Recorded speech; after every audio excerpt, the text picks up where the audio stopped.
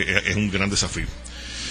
Sin mucho más preámbulo, el texto que les voy a dar lectura lo más rápido posible se titula La izquierda latinoamericana en el gobierno y pregunta: ¿sujeta a la hegemonía neoliberal o construyendo contra la hegemonía popular? América Latina se adentra en una nueva etapa de su historia, en la cual, por primera vez, partidos, movimientos, frentes y coaliciones de izquierda,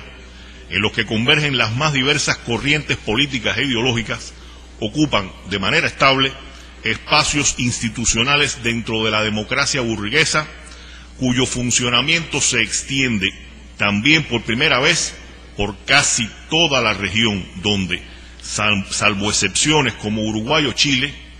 desde la independencia de España y Portugal, predominaron la dictadura y el autoritarismo.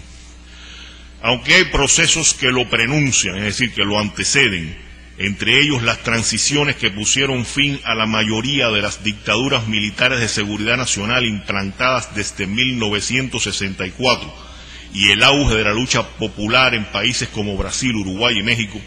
y también hay procesos que marchan a la saga, como la firma en 1996 de los acuerdos de Nueva York que dieron por terminada la insurgencia en Guatemala, y la persistencia del conflicto armado en Colombia, cuya solución negociada es cada día más imperiosa.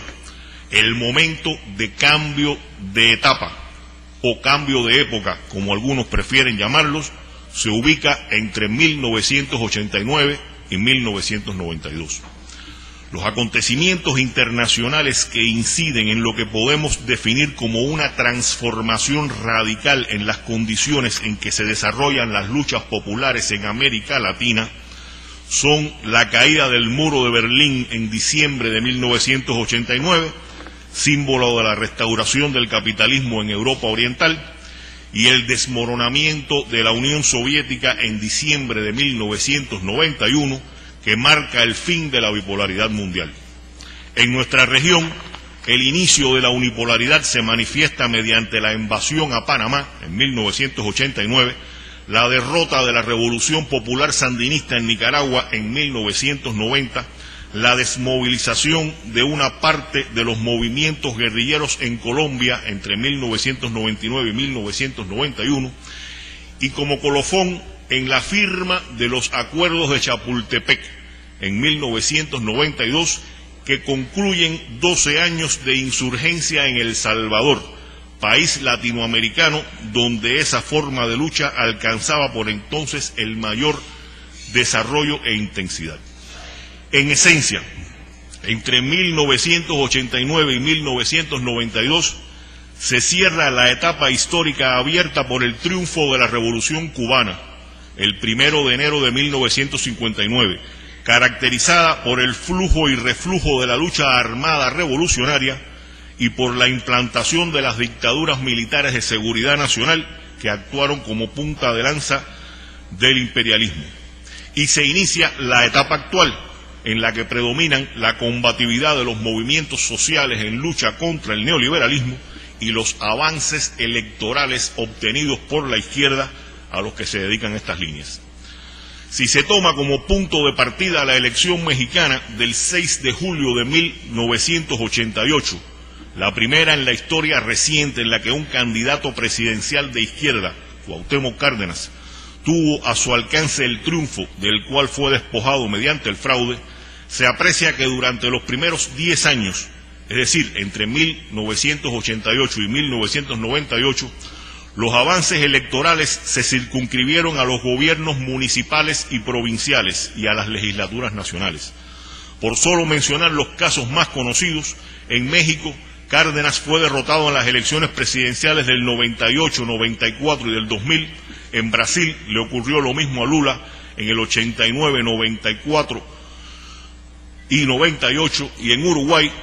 le sucedió también lo mismo a Líber Seregni en el 89 y a Tabaré Vázquez en el 94 y 2000. Entre otros factores, ello obedece a que los poderes fácticos tenían entonces la capacidad de neutralizar el creciente rechazo al neoliberalismo con campañas de miedo basadas en el supuesto de que la elección de un gobierno de izquierda provocaría intolerables represalias del capital financiero internacional. No es casual que el primer triunfo de un candidato presidencial de izquierda ocurrido en esta etapa, el de Hugo Chávez en la elección venezolana del 6 de diciembre de 1998, se produjese en medio de un colapso institucional que le impidió a la oligarquía apelar al miedo o a cualquier otro recurso para evitarlo. A 20 años de la elección mexicana de 1988 y a 10 de la elección venezolana de diciembre de 1998, cualquiera que sea el criterio para definir qué es un gobierno de izquierda o progresista, sea el más estrecho o el más amplio, el resultado no tiene precedente en la historia. Debido a que la problemática aquí abordada se manifiesta en todo gobierno que se considere incluido en una de esas dos clasificaciones, en este texto se emplea un criterio muy flexible que, si bien no refleja la opinión del autor, ello no afecta, sino por el contrario ayuda a desarrollar su hipótesis. En primer lugar, es preciso mencionar a Cuba. Al aproximarse a sus 50 cumpleaños, la Revolución Cubana es el acontecimiento más trascendente de ese medio siglo latinoamericano. Su triunfo abrió una etapa de luchas de la izquierda que abarcó 3 décadas. Su resistencia a partir de 1991 demostró que era posible construir y defender un proyecto de país a contracorriente de la avalancha neoliberal. Con un balance de aciertos y errores sin duda alguna favorable, Cuba se encamina al relevo de la generación fundadora de la revolución, con la meta pendiente de alcanzar el desarrollo económico, con el reto de satisfacer las siempre crecientes necesidades y expectativas que crea el desarrollo social y sobre todo con plena confianza en el socialismo. Además de Cuba, de acuerdo con una definición muy amplia de izquierda y progresismo, los triunfos de candidatos presidenciales ubicados entre esos espectros son los de Hugo Chávez en Venezuela, 98, 2000 y 2006, Ricardo Lagos en Chile, 2000, Lula en Brasil, 2002 y 2006, Néstor Kirchner en Argentina, 2003, Martín Torrijos en Panamá, 2004, Tabaré Vázquez en Uruguay, 2004, Evo Morales en Bolivia, 2005, Michelle Bachelet en Chile, 2006, Daniel Ortega en Nicaragua, 2006, Rafael Correa en Ecuador, 2006, Cristina Fernández en Argentina, 2007, Álvaro Colón en Guatemala, 2007, y Fernando Lugo en Paraguay, 2008. Aunque este análisis no incluye al calibre anglófono, es preciso mencionar que 3 gobiernos de esa región encajan en los parámetros señalados, los de Dominica, Guyana y San Vicente y las Granadinas. También es necesario destacar los resultados electorales obtenidos en 2006 por los candidatos presidenciales Carlos Gaviria en Colombia, Ollanta Humala en Perú y Andrés Manuel López Obrador. Finalmente, esperamos confiados que a la lista de presidentes de izquierda se sume en 2009 Mauricio Funes, el candidato presidencial del Frente Farabundo Martí para la Liberación Nacional. A partir de las condiciones existentes en Venezuela, Bolivia y Ecuador,